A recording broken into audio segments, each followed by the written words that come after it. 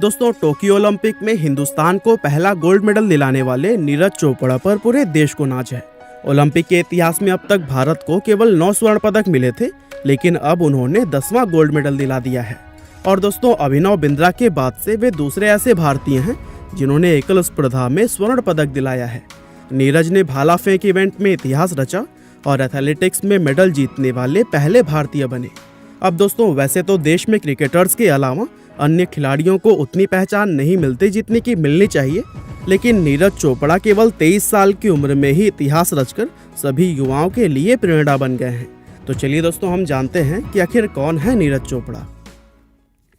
दोस्तों, 24 दिसंबर 1997 को हरियाणा के खांदरा गांव में नीरज चोपड़ा का जन्म हुआ था। नीरज चोपड़ा गरीब किसान परिवार से आते हैं और 11 साल की उम्र में ही नीरज मोटापे का शिकार हो गए थे। उनका वजन बढ़ता हुआ देख घर वालों ने मोटापे को कम करने के लिए नीरज को खेल कूद का सहारा लेने की सलाह दी, जिसके बाद से वो वजन कम करने के लिए पानीपत के शिवाजी स्टेडियम में जाने लगे। और दोस्तों, एक आम भारतीय लड़के की तरह ही उनकी पहली पसंद भी क्रिकेट हुआ करती थी, लेकिन स्टेडियम में जैवलिन थ्रो की प्रैक्टिस करने वाले खिलाड़ियों को देखकर उनके मन में आया कि मैं तो इसको और भी ज्यादा दूर फेंक सकता हूँ। और दोस्तों, यहीं से नीरज चोपड़ा के मन से क्रिकेट आउट हो गया और जैवलिन थ्रो ने एंट्री ली। और फिर सबसे पहले 2012 में एथलेटिक्स चैंपियंस में स्वर्ण पदक जीतने के बाद से नीरज ने 2016 में पोलैंड में हुए IAAF वर्ल्ड अंडर 20 चैंपियनशिप में 86.48 मीटर दूर भाला फेंककर गोल्ड मेडल जीता था। और इसी उपलब्धि की वजह से ही उन्हें जूनियर कमीशन्ड ऑफिसर के तौर पर नियुक्ति मिल गई थी।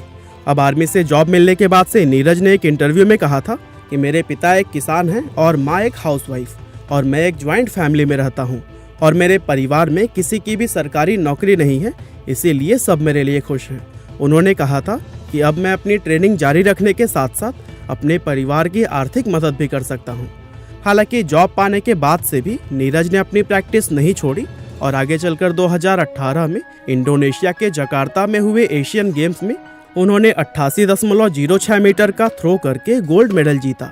लेकिन दोस्तों, 2018 में ही एशियन गेम्स और कॉमनवेल्थ गेम्स में शानदार परफॉर्मेंस के बाद से नीरज कंधे की चोट के शिकार हो गए और इस वजह से वो काफी वक्त तक खेल से दूर रहे थे। हालांकि दोस्तों, सही समय पर वापसी करते हुए नीरज चोपड़ा ने इतिहास रच दिया और 87.58 मीटर का थ्रो करके उन्होंने भारत को पहला गोल्ड मेडल दिला दिया।